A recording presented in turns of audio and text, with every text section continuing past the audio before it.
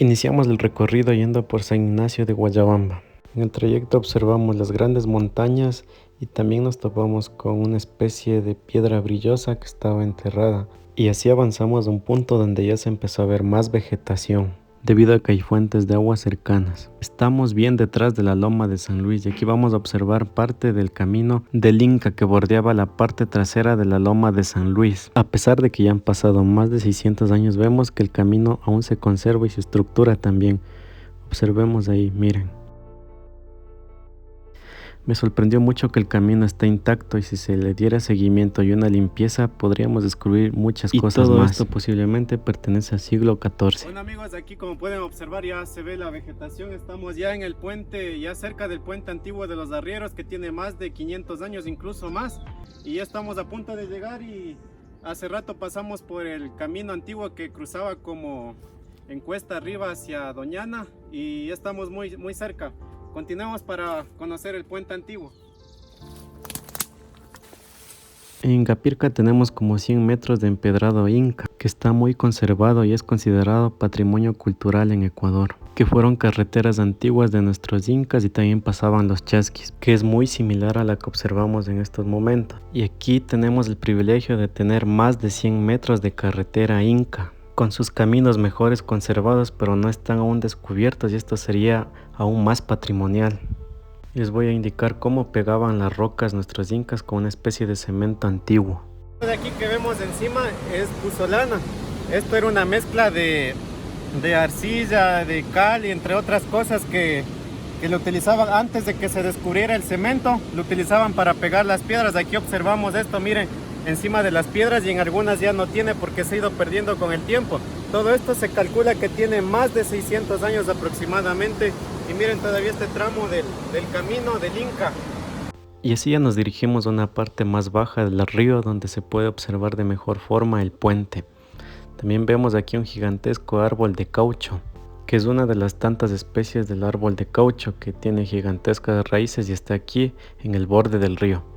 También podemos a lo lejos observar que tenemos una vertiente de agua que brota de las profundidades de la tierra y cae directamente al río. Esa agua es muy pura y si se le diera un uso tendríamos mejores beneficios.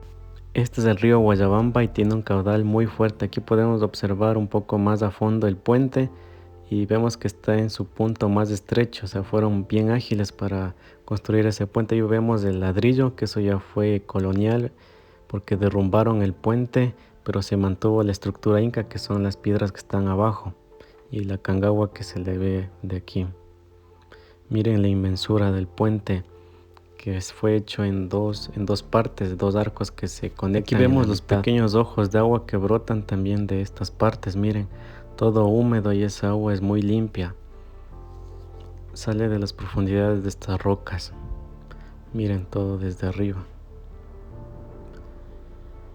También vemos que hay algunas plantas también.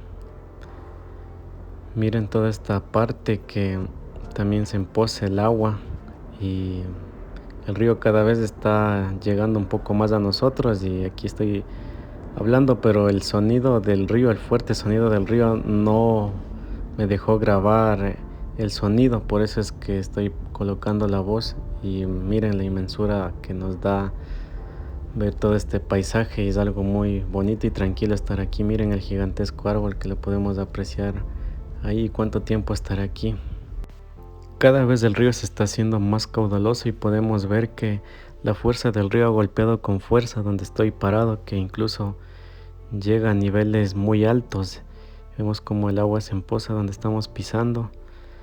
Miren qué fuerte que es el agua. Estoy subiendo y a la altura donde estoy también se llega el agua y es, bueno, increíble la fuerza de la naturaleza que no podemos burlar. Y atrás la vegetación, y aquí también les indico cómo también se cruza otra fuente de agua donde estoy pisando. Son pequeñas, ¿no? Pero se va acumulando y se va desprendiendo hacia el río.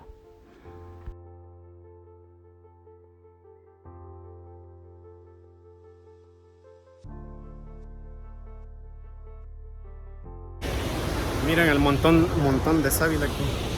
Se me hacía el olor conocido y ha sido sábila. bastantísimo, ¿saben?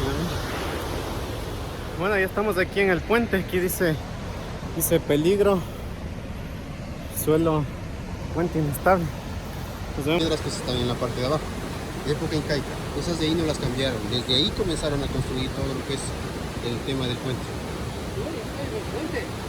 El puente inicialmente servía para cruzar del territorio Quito desde los pueblos Caranqui y Cayambe, ya que durante la conquista inca se necesitaba mantener en constante contacto los pucarás, puestos de vigilancia inca militar, y a su vez prolongar el conocido Camino del Inca o Capacñán hasta los territorios del norte. Durante la colonización 1534 el puente inca fue derrocado casi en su totalidad para ser reemplazado por uno que se adapta al tipo de construcción, por eso vemos los ladrillos. El puente de la época colonial se mantiene hasta ahora, pero fue hecho en las bases incas.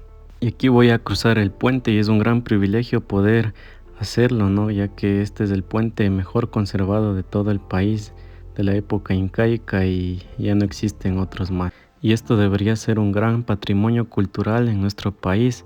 Aún se conserva la puzolana, que era una especie de una mezcla de arcillas, cal y otros elementos que servía como cemento de la época. Eso sí, el puente todavía soporta el peso de personas y aquí estoy de regreso, cruzando el puente que tiene más de 600 años. La ubicación del puente obedece a una zona estratégica donde las paredes del río Guayabamba se hacen más estrechas.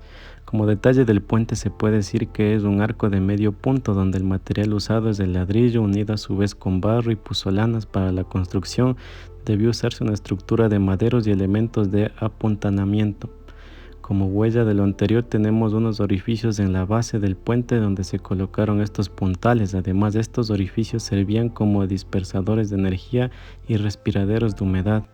En la época posterior al siglo XV hasta llegar a los puentes actuales, este paso era usado por el traslado de mercadería y ganado. Por ello el nombre Puente de los Arrieros. Varias veces los mercaderes fueron atracados por delincuentes que se escondían en la cueva llamada de los 40 ladrones, donde ya hicimos un video anterior de eso. Y ahí esperaban aproximadamente para cometer el delito y está tan cerca, no está tan lejos, está a aproximadamente 800 metros. Se ve que estos dos lugares tenían conexión. Hay que recordar que por la zona de las cuevas se podía apreciar una gran roca con detalles de piedras similares a la configuración de la base del puente inca, atrancada en una zona estrecha del río. Ahora, con esos detalles, tomando en cuenta que está a 800 metros de distancia de las cuevas, podríamos lanzar dos hipótesis. La primera, que el gran trozo de piedra fue parte del puente derrocado antiguo, de varias toneladas que se ha quedado ahí. Y el puente fue derrocado por los colonizadores y a su vez fue arrastrado por un gran trayecto del río Torrentoso hasta quedar atorado en ese lugar. Y también, ¿qué relación tenía con las cuevas? Después de todo lo expuesto quedan las siguientes interrogantes. ¿Qué relación directa tenía el puente antiguo inca con las cuevas? ¿Por qué las cuevas tienen una conformación como si quisieran cruzar el río por la parte de abajo? ¿Y quién construyó las cuevas? Son hipótesis que siempre nos preguntaremos. Y aquí vemos un poco de puzolana que servía para pegar las rocas y así ya llegamos ya casi al final de este video y hemos conocido el puente de los arrieros y también que este camino es del Inca, y a lo lejos también podemos ver una estructura de piedra que está al otro lado, que pronto iremos allá a ver por dónde salía, y se dice que este camino salía a San Juan de Calderón y a la mitad del mundo. También conectaba hacia Quito.